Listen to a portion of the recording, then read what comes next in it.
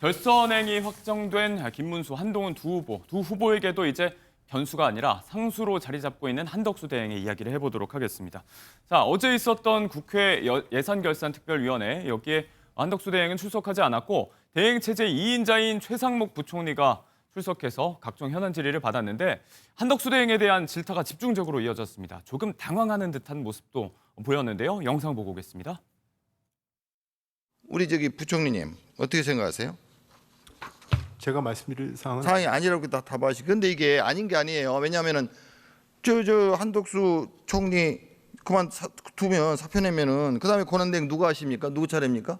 뭐 제가 하게 되겠죠. 다시 그죠? 총리가 국정 지금 이 과도기에서 잘 나라를 운영해야지. 자기가 본인이 심판 역할을 하는 사람이 선수를 뛰겠다고 나서 가지고 대선 출마한다는 게 이게 말이 되나? 자, 대행 체제에서 대행의 대행을 한 차례 해봤던 최상목 부총리인데 또 이런 상황이 눈앞에 어른거리고 있습니다. 당시 한덕수 대행이 탄핵 기각된 후에 국정 복귀했을 때 한숨 쉬면서 드디어 이런 얘기했던 것도 화제가 됐었는데 만약에 이제 한덕수 대행이 내일 사퇴하고도 출마로 좀 가닥이 잡힌다면 한 달여 정도지만 조기 대선 관리라는 큰 책무가 또 주어지잖아요. 부담이 좀 될 것도 같아요. 너무 싫죠. 제가 이제 사실은 제가 최상목 부총리 개인적으로 굉장히 친한데 네. 지난번에 권한대행 내려놓고 너무 좋아하고 얼굴이 너무 확 폈어요. 그러니까 그게 보였어요. 네, 너무 보이고 너무 좋아했는데 그리고 이번에 한덕수 권한대행이 대선 출마를 나가는 거에 대해서 의견을 물으니까 뭐라고 했습니까? 우회적이지만 예. 이 혼란이 가중되지 않았으면 좋겠다. 저기에서 이제 원론적인 얘기죠. 그렇죠. 원론적인 얘기를 했지만 사실상은 부적절하다는 의사를 밝힌 거예요. 근데 거기에는 내가 권한대행을 다시 한번 하는 거는 좀 안 왔으면 그런 상황은 안 왔으면 좋겠다. 이런 마음도 저는 있었을 거라고 저는 봅니다. 그래서 모든 이슈의 이제 중심에 서야 되잖아요. 네. 중심에 서는 것이 굉장히 부담스럽고 그리고 지금 상황 자체가 아까도 제가 말씀드렸지만 정치적으로 굉장히 정상적이지 않은 상황이기 때문에 본인이 그 상황에서 이렇게 명쾌하게 자기 입장을 밝히기도 좀 어려운 상황이어서 권한대행을 하는 것이 그렇게 달갑지 않을 것 같다. 그런 모습이 역력히 보인다. 네. 이렇게 좀 느껴집니다. 대선 시기가 워낙 바쁘게 돌아가다 보니까 개인적으로도 더 부담이 될 것 같다라는 말씀이었고 사실 뭐 내일 그리고 모레로 점쳐지고 있는 한대행의 사퇴, 출마 선언 이 두 가지 빼고는 모든 게 다 진행 중이라는 얘기가 나오고 있습니다. 일단 선거 치르려면 필요한 게 공간인데 선거 사무실이 마련돼 있다는 보도가 있습니다. 여의도 모처의 한 빌딩. 나경원 의원이 경선 때 쓰던 곳에 계약을 넘겨받았다는 일부 언론 보도가 있었어요. 김광삼 변호사님. 이 사무실 자체는 원래 이제 오세훈 시장이 이미 계약을 했던 그런 사무실이에요. 그런데 이제 결국 불출마 선언했잖아요. 네. 출마 포기를 했고 그래서 나경원 의원이 어떻게 보면 후발주자로 경선에 참여를 했잖아요. 그래서 나경원 후보로 갔던 계약을 했던 그런 사무실이거든요.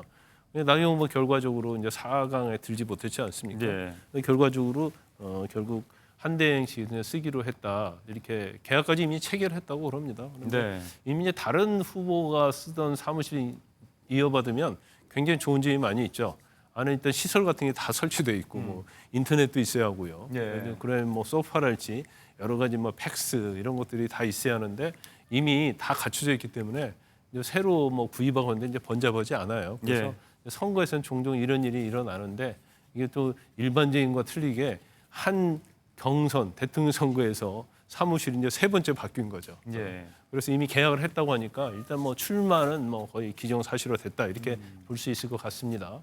이 공간의 주인이 계속해서 바뀌고 있습니다. 1차 컷오프가 일주일 전이었고 그러니까 이제 뭐 사전에 물밑 접촉이 있었던 거 아니냐 이런 얘기도 나오는데 조금 전 들어온 속보에 의하면 이제 민주당의 김민석 최고위원이 이게 사실이라면 뭐 사퇴 전에 선거 관련 지시가 있었다면 뭐 형사처벌 대상이다 이런 식으로 공세 수위를 높이고도 있는데 민주당 측의 반발도 예상이 됩니다. 아무튼 보도에 따르면 공관도 슬슬 비울 움직임을 보이고 있다. 지난 3년간 또 비워놨던 사택에 대한 리모델링이라든지 살림살이들도 좀 이동하고 있다. 이런 보도도 나오고 있습니다. 여기에 선거 슬로건 얘기도 구체적으로 나옵니다. 조용하고 편안한 나라. 워낙에 혼란스러운 전국이었으니까 싶은데 실제로 어제 있었던 국무회의 모두 발언이 거의 출마 선언문처럼 여겨졌다는 게 또 총리실 반응이기도 했어요. 뭐 이제까지 뭐 경제 안심 통합 이런 슬로건이 있었죠. 그러니까 일단 한덕수 대행 측에서는 이제 그런 생각하고 있는 것 같아요. 이게 너무나 특히 비상계엄이랄지 또 윤 전 대통령하고 이재명 후보의 어떤 대립 이런 것 때문에 나라가 둘러갈려져 있잖아요. 예. 어떻게 보면 정치 혐오의 어떤 수준이 아마 대한민국 역사상 가장 극에 달했던 그런 순간이기 때문에 상황이기 때문에 그냥 한덕수 대행 입장에서는 이것을 통합할 수 있는 그러한 네. 대통령 후보는 이제 자신이다 이렇게 생각하면서 슬로건도 아마 그렇게 안심, 안정 이런 거에 좀 방점을 두고 있는 것 같아요. 그래서 네. 일단 아마 출마 선언할 때도 그 슬로건 자체를 굉장히 명확하게 할 겁니다. 그래서 왜 자신이 이제 하는지 그리고 전부 다 이 어떤 비상적인 시국에 있어서는 자신만이 통합할 수 있고 안정화시킬 수 있다. 예. 아마 이런 부분을 굉장히 강조할 걸로 보입니다. 자, 통합 국면의 이야기. 여기에 또 포함이 된 게 임기 단축 개헌 등의 구상이라는 이야기도 있는데, 자, 이건 아직은 뭐 관련 언급이 있었지만 개헌에는 조금 미온적인 태도를 보이고 있다. 이재명 후보에 대한 이런 비판도 아직은 나오고 있거든요. 자, 이 부분을 겨냥한 전략이다라는 이야기도 있어요. 김상현 부대변인. 아니 그 뭐 겨냥을 한 거는 좋은데요. 문제는 그 말을 하는 메신저가 그 유권자들한테 거부감과 불신을 해소하지 않으면 예. 그 이슈가 저는 어젠다 세팅 자체가 이슈 세팅 자체가 저는 안 될 거라고 봐요. 선결과제가 있다. 그럼요. 지금 한덕수 그 권한대행이 뭐 조용하고 편안한 나라 지금 조용하고 편해지고 싶어가지고 임시 대권을 관료에게 맡긴 거예요. 근데 조용하고 편하지 않게 그 임시 기간조차도 더 혼란스럽고 더 불안정하게 만들고 더 무책임하게 출마를 하고 나오는 사람이에요. 네. 어떻게 이런 슬로건이 지금의 한덕수 총리의 행동과 일치하는 이미지가 맞아떨어지는 슬로건이 될 수가 있겠습니까? 국민이 바보가 아닙니다. 지금 그 말을 하면 그거에 걸맞게 행동을 하고서 그 말을 해야지 네. 전혀 정반대로 행동을 하면서 저런 슬로건을 쓴다? 국민들은 굉장히 오히려 저 부분에 대해서 비판적으로 바라보지 않을까 이런 생각이 듭니다. 네, 아무튼 서서히 구체화되고 있는 한덕수 대행의 출마 이야기 해보고 있습니다. 유력하게 점쳐지고 있는 내일 사퇴 그리고 모레 이어질 출마 선언. 출마는 이제 기정사실화돼 가고 있고 문제는 여기에서 단일화를 하느냐 마느냐 한다면 어떻게 하느냐일 텐데 뭐 9일까지 단일화하고 또 10일에 입당해서 국민의힘 후보로 등록한다 이런 시나리오가 마련돼 있다는 얘기까지 나오고 있습니다.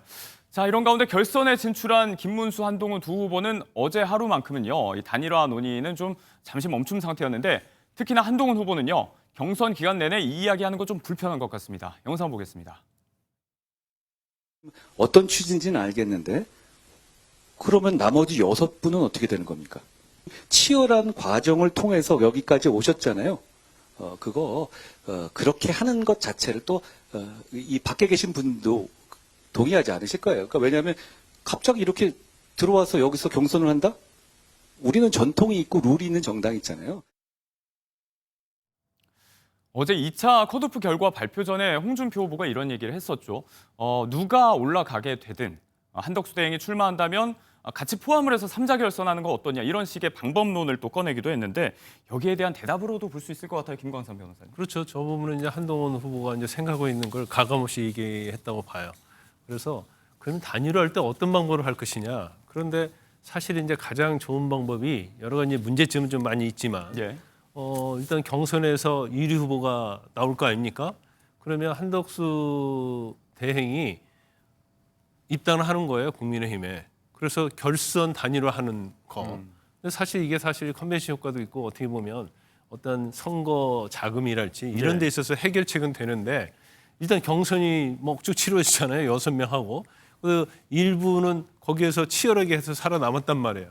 근데 밖에 있는 무소속 후보하고 밖에서 단일화를 하는 건 모르겠지만 한덕수 권한대행이 당에 와가지고 하는 것 자체는 어떻게 보면 경선 자체를 거치지 않은 거잖아요. 예. 그러니까 이제 그거에 대한 문제점 이런 걸 원칙적으로. 이제 지적을 하고 있지만 네. 제가 볼 때는 지금 지적을 하고는 있긴 하는데 이게 또 변화의 가능성도 좀 있다 이렇게 봐요. 그래서 네. 원론적인 얘기는 뭐 당연히 저건 틀린 말은 아닙니다. 이제 그렇지만 일단 누가 경선 후보가 되느냐가 제일 중요한 거고요. 그다음에 국민의힘 후보가 어떻게 결정하느냐 사실은 당에서 결정할 수 없어요. 네. 후보가 안 하겠다고 하면 못 하는 거거든요. 그래서 결국은 후보에게 달려 있습니다. 아무튼 이 모든 얘기는 대행이 근실의 사퇴 또 출마 선언하게 되면 생각보다 정황상 빠르게 진행이 될 것 같습니다. 그 추이를 지켜보시면 되겠습니다.